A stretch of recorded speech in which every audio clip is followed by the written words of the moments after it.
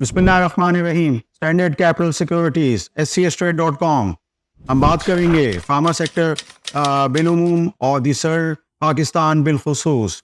इसके अलावा हम बात करेंगे पाकिस्तान टेलीकम्युनिकेशन क्या डेवलपमेंट्स हैं, और इसके अलावा हम बात करेंगे मारी पेट्रोलियम की एनालिस्ट ब्रीफिंग में क्या हुआ।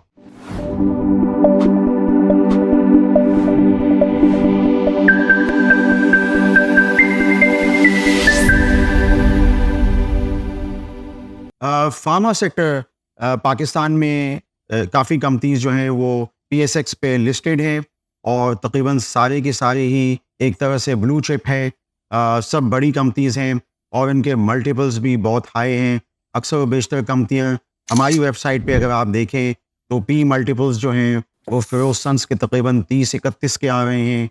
AGP फार्मा जो बहुत बड़ी फार्मा कंपनी है पाकिस्तान के कॉन्टेक्स्ट में, तो इनके भी तकरीबन 29-30 का प्राइस अर्निंग मल्टीपल है। और ग्लेक्सो जो पुरानी कंपनी है ग्लेक्सो स्मिथ क्लाइन, इनका भी तकरीबन 20-21 का मल्टीपल है। तो बाज़ी कंपनियां जो हैं उनके 13-13 के भी मल्टीपल हैं, मसलन हाइनून, और इसके अलावा एबट का तकरीबन 18। एबट सबसे बड़ी कंपनी जो है वो जानी जाती है क्योंकि वो मुख्तलिफ सेट ऑफ डिजीज़ को डील करती है, तकरीबन 4 सेट ऑफ डिजीज़ को डील करती है। ग्लेक्सो तकरीबन 1 सेट ऑफ डिजीज़ को डील करती है। मुख्तलिफ डायनेमिक्स है मुख्तलिफ फार्मा कंपनीज़ की। अब तकरीबन अगस्त के अंदर एक चीज़ ये आई थी कि हुकूमत पाकिस्तान ड्रग रेगुलेटरी अथॉरिटी की जो ये पावर्स हैं प्राइस सेटिंग उसको क्लिप कर रही है, और उसको ख़त्म करके वो कोई नया फार्मूला यानी 500 कंपनीज़ की प्राइस सेटिंग, और जो वर्ल्ड हेल्थ ऑर्गेनाइजेशन के तहत 500 जो दवाएं हैं उनकी प्राइस सेटिंग के लिए कोई अलग से अथॉरिटी या अलग से कोई बॉडी बना रहे हैं। तो इसके बाद हमने देखा कि फार्मा सेक्टर के अंदर एक नई चीज़ आई, और हम अक्सर बेशतर बहैसियत सार्फिन मुख्तलिफ दुकानों में जाते हैं तो यही देखते हैं कि हर दुकान की हर दवा की जो कीमत होती है वो बढ़ी हुई ही होती है। तो ये तकरीबन ऐसा लगता है कि ये डीरेगुलेट प्राइसेस हुई नहीं है काफ़ी दवाओं की, और इसका असर हम इन कंपनीज़ के टॉप लाइन यानी सेल्स रेवेन्यू और इसके अलावा बॉटम लाइन प्रॉफिटेबिलिटी में हम देखते रहते हैं।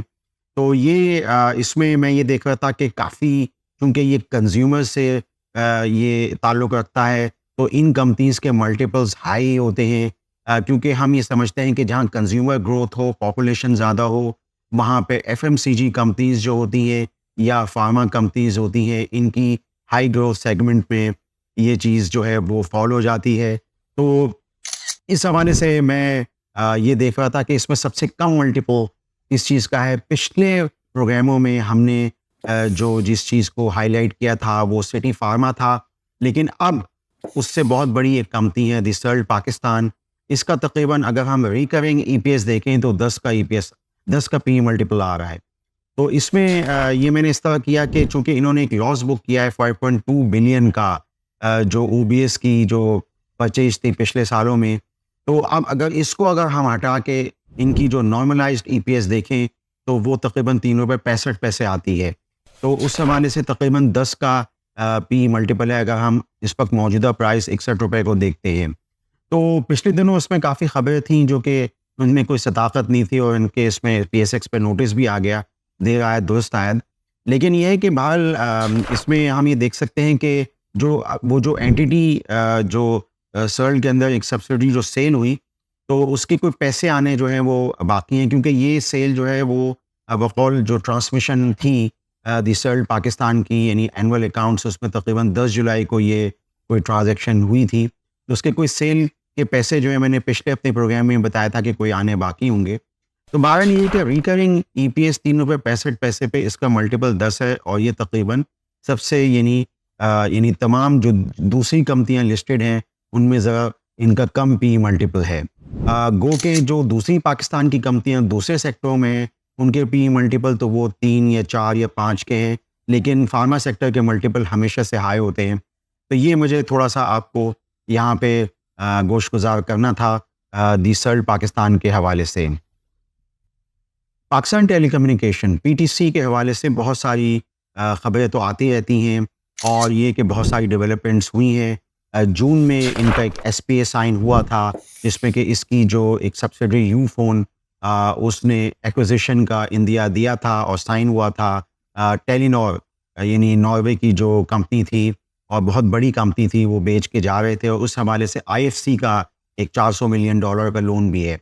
अब आज इस हवाले से खबर ये है कि कंपटीशन कमीशन में ये मामला चल रहे हैं, जहाँ हुकूमत की दूसरी बॉडीज़ में चलते हैं, तो उसमें ज़ोंग ने थोड़ा-सा एतराज़ किया, लेकिन हम लोग इसको इतना ख़ास वो नहीं देखते।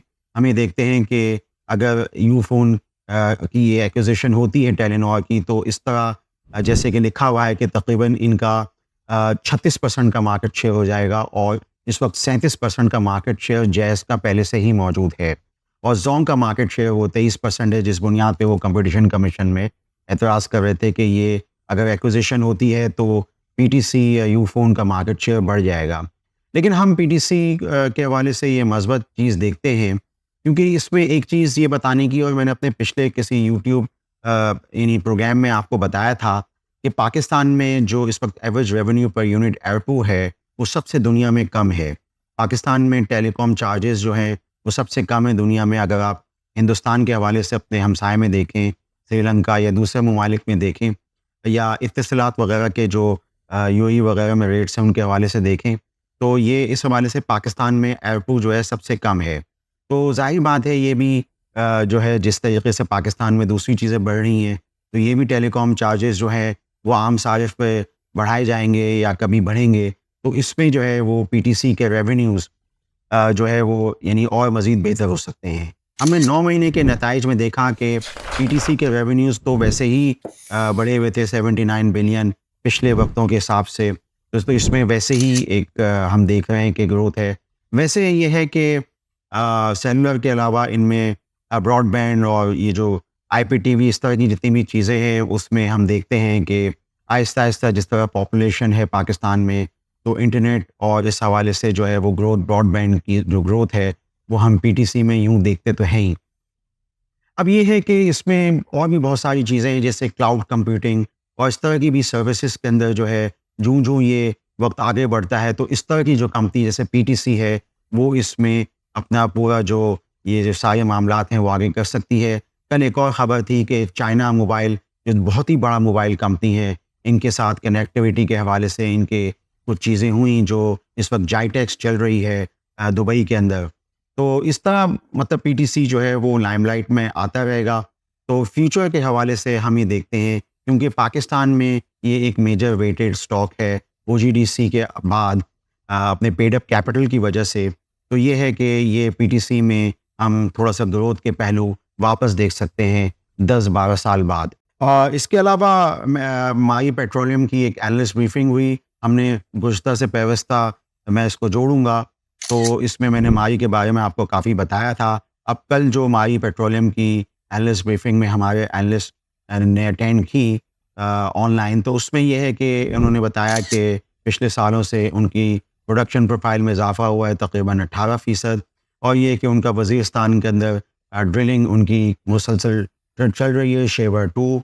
और ये है कि अबू धाबी के हवाले से भी उन्होंने बताया कि अबू धाबी के अंदर भी डेवलपमेंट्स हैं, वो कर रहे हैं काम। तो इस तरह ये है कि हमारी पीपीआईएस के डेटे में पहले ही जो है वो गैस प्रोडक्शन के हवाले से पाकिस्तान में ऊपर आ रहा है ओजीडीसी और पीपीएल की निस्बत। तो ये है कि जैसे कि मैंने बताया था कि ग्रोथ के पहलू मारी में भी हैं, तो एनालिस्ट ब्रीफिंग से भी हमें कुछ यही समझ पड़ी। तो मैंने आज अपनी गुफ्तगू में बात की दी सर्ड पाकिस्तान बिलखुसूस और फार्मा सेक्टर के हवाले से क्या चीज़ें हो रही हैं। फिर मैंने आपसे पाकिस्तान टेलीकम्युनिकेशन के अंदर होने वाली डेवलपमेंट्स के बारे में बात की, और फिर मैंने एनालिस्ट ब्रीफिंग माई पेट्रोलियम के हवाले से बात की। तीनों कंपनियों के स्टॉक कंपैरिजन में जाके हमारी वेबसाइट पे कंपेयर कर सकते हैं, प्राइस टू सेल मल्टीपल देख सकते हैं, रिटर्न ऑन इक्विटी पुराने देख सकते हैं, और इसके अलावा इनकी बुक्स पे कितने कैश पड़े हुए हैं, ये सब चीज़ें देख सकते हैं। आप ये चीज़ें हमारी वेबसाइट पे देखते रहिए और हमारी वेबसाइट को सब्सक्राइब कीजिए। आपका शुक्रिया। For more details, call us today at 111-111-721. Open an account with Standard Capital Securities. Start investing in your financial future. Talk to our experts and get access to exclusive market research and much more.